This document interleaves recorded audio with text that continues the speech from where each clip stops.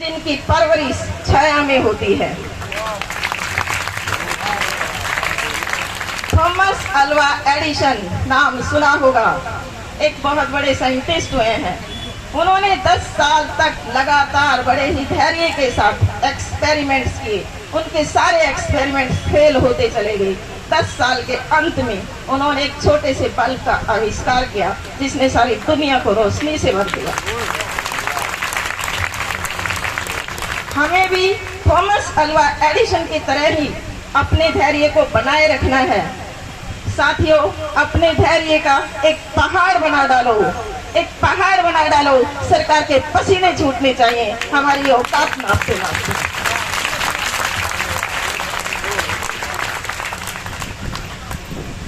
सरकार ये कहती है कि क्लर्क की सैलरी 35,400 नहीं कर सकते।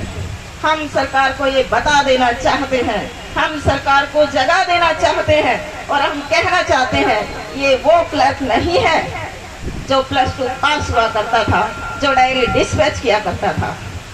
आज का एक एक साथी ग्रेजुएट बैठा हुआ है, मास्टर डिग्री लेकर बैठा हुआ है, डिप्लोमा करके बैठा हुआ है, SCTC पास करके बैठा हुआ है।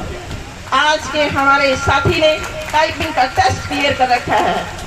टाइपिंग में परफेक्शन हासिल करने के बाद ही 30 वर्ड पर मिनट आती है। और खुद गवर्नमेंट ने भी रिटन टेस्ट लेकर के ठोक पीट के बजा बजा के देख के सिलेक्ट कर रखा है।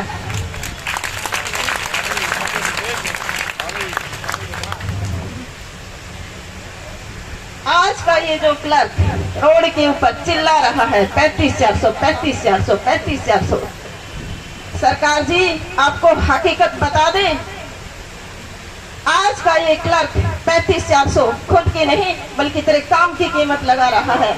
अगर इसकी कीमत की बात की जाए, अगर इसकी काबिलियत की बात की जाए तो इसकी कीमत, इसकी काबिलियत लाखों की है, लाखों की। साथियों, हमने अपना रास्ता बना लिया है और हम अपनी मंजिल को खुद पा लेंगे। इसके बारे में एक शेर सुनाना चाहूंगी। वो खुद ही तय करते हैं, वो खुद ही तय करते हैं मंजिल आसमानों की, परिंदों को नहीं दी जाती, परिंदों को नहीं दी जाती तालीम उड़ानों की। रखते हैं जो हौसला, रखते हैं जो हौसला आसमान छूने का, उनको नहीं होती परवाह गिर जाने की। सरकार को हमारी सैलरी अव्यवहारिक लग रही है। हम सरकार को बताना चाहते हैं कि सैलरी हमारी अव्यवहारिक नहीं है, सैलरी तो तेरी अव्यवहारिक है। जो सांसद होते हैं, जो विधायक होते हैं, उनकी जो सैलरी होती है वो बहुत कम होती है, लेकिन उनके जो खर्चे होते हैं वो बहुत ज्यादा होते हैं। और यहीं पर साथियों, यहीं पर करप्शन का जन्म होता है, करप्शन का जन्म होता है।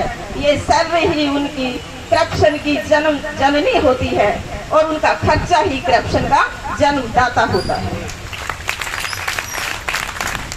अपनी अव्यवहारिक सैलरी को सैलरी व्यवहारिक बनाने के लिए अनेक प्रकार के हथकंडे अपनाते हैं। लीगल इलीगल बिजनेस करते हैं और अपनी कमाई गई कानूनी गैर कानूनी दौलत का लेजिटिमेट करते हैं, ब्लैक को व्हाइट करते हैं।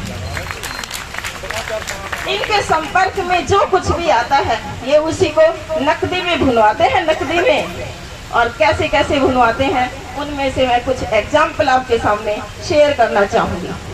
मैं ये तो नहीं कहूंगी कि सारे के सारे पॉलिटिशियन ऐसे ही होते हैं, लेकिन मोस्ट ऑफ पॉलिटिशियंस ऐसे ही होते हैं। Example number 1, signature. किस प्रोजेक्ट को अप्रूवल देना है, किस प्रोजेक्ट को अप्रूवल नहीं देना है, ये यही लोग तय करते हैं। मान लीजिए कि कोई 500 करोड़ का प्रोजेक्ट लेकर के आता है और ये उसके ऊपर सिग्नेचर कर देते हैं तो बदले में ये 5 करोड़ ले लेते हैं। तो एक प्रकार से अपने सिग्नेचर को ये 5 करोड़ में यानी कि नकदी में कन्वर्ट कर देते हैं। और इस तरह की क्रियाविधियां इनकी नॉर्मल चलती हैं और सारी व्यवहारिक होती हैं। कोई नहीं कहता ये अव्यवहारिक है। Example number second, information. अब क्योंकि विधायक ने साइन किए हैं, उसे पता चल गया है कि 500 करोड़ का प्रोजेक्ट उसके एरिया में लगने वाला है।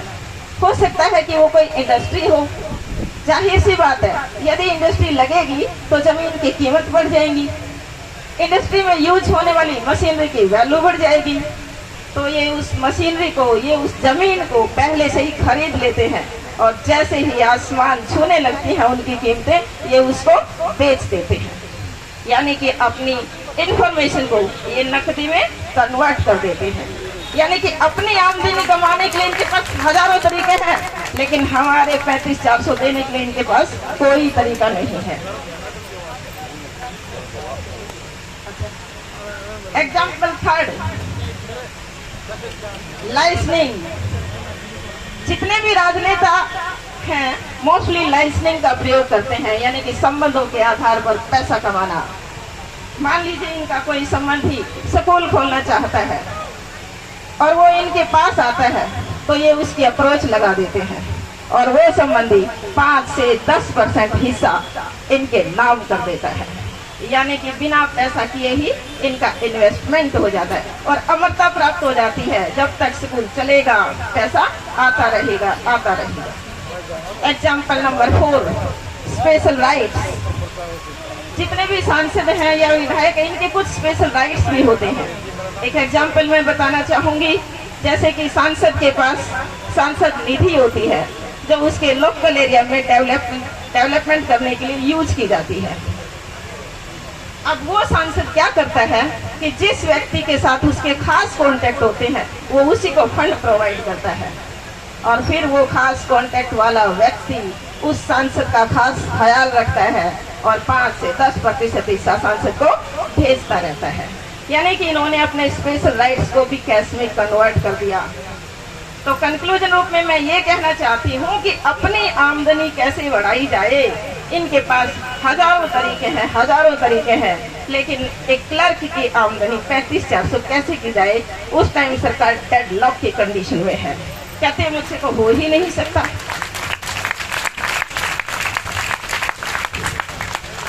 अगर कोई पॉलिटिशियन रिश्वत लेते हुए पकड़ा भी जाता है तो रिश्वत देकर ही छूट जाता है। अगर विपक्ष को ये पता भी चल जाए कि ये गलत कर रहा है तो विपक्ष बड़ी ही ईमानदारी से बड़े भाई की भूमिका निभाता है और कुछ भी नहीं करता है।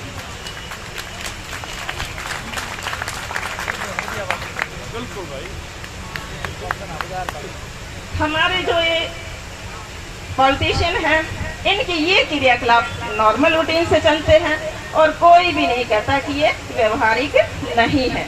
इन सब के कार्य सारे के सारे व्यवहारिक कहलाते हैं। आज हमारा ये जो क्लर्क साथी है, ये एकत्रित हो गया है, अपनी आवाज बुलंद कर रहा है, इसको सुनने वाला कोई नहीं मिल रहा है। लेकिन हम ये सरकार को बता देना चाहेंगे कि हम जो हमारी यूनिटी बना चुके हैं उसे अब कोई तोड़ नहीं सकता।